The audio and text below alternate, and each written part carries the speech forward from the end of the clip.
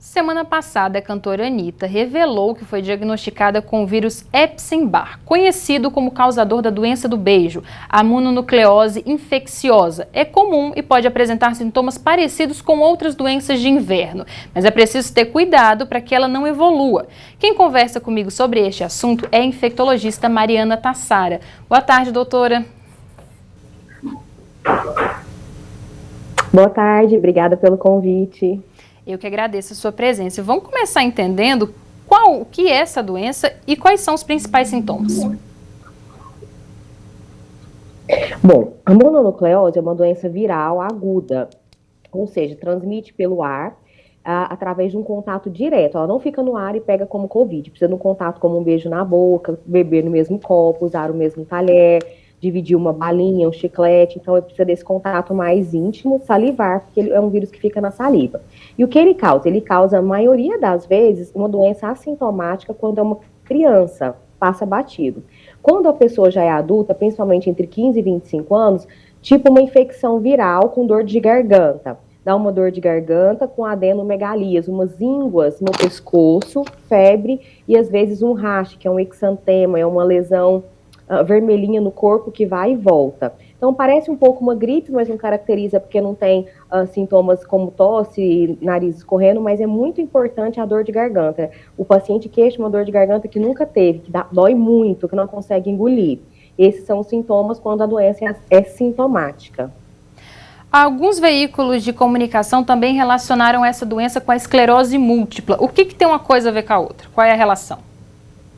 Então, é um pouco sensacionalista falar assim, digamos.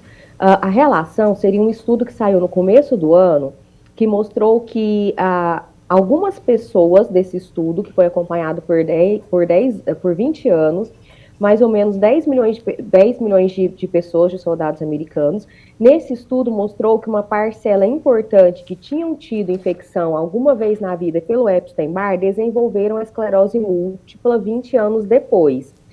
Mas o que é importante salientar? A maioria das pessoas já teve Epstein-Barr, então é um vírus que circula há muitos anos e que não tem vacina, e que dá uma doença benigna, que é essa que eu expliquei dos sintomas. Então, mais ou menos 95% da população, estima-se a OMS, que já tenha tido Epstein-Barr. Então, se a gente faz um exame de sangue, a gente consegue ver que teve o Epstein-Barr através da sorologia IgG para Epstein-Barr.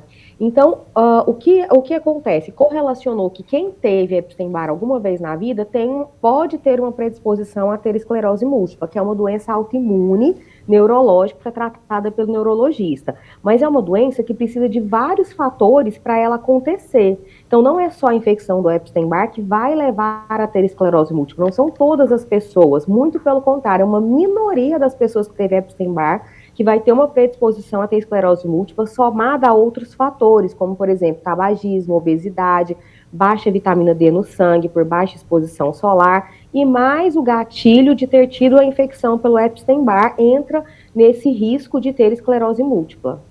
É muito importante esse esclarecimento, porque não é uma coisa assim tão simples, uma coisa não está tão relacionada à outra. Voltando a falar de mononucleose, é difícil o diagnóstico, porque se parece muito com uma gripe. Como é feito o diagnóstico?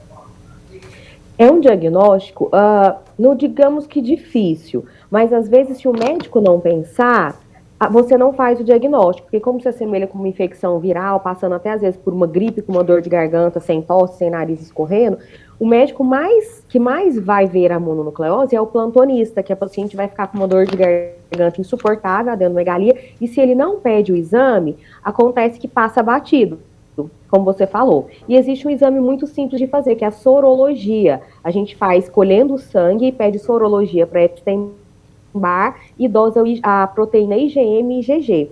A imunoglobulina, desculpa. E a imunoglobulina IgM, quando positiva, o paciente está na infecção aguda, ou seja, a dor de garganta é da mononucleose, porque aparece o IgM no sangue. Quando aparece só o IgG, ele já teve a doença e ficou com essa memória imunológica, que pode desencadear, então, ser um fator desencadeante de uma esclerose múltipla ou até de um linfoma num tempo posterior ao da doença aguda. Então, é um diagnóstico feito por exame de sangue. Doutora, para a gente encerrar rapidinho, como é feita a prevenção?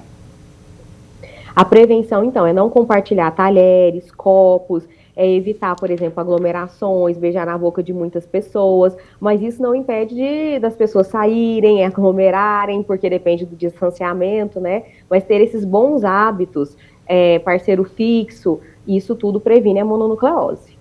Doutora, muito obrigada pela sua participação aqui no TJ Goiás. Uma boa tarde para você.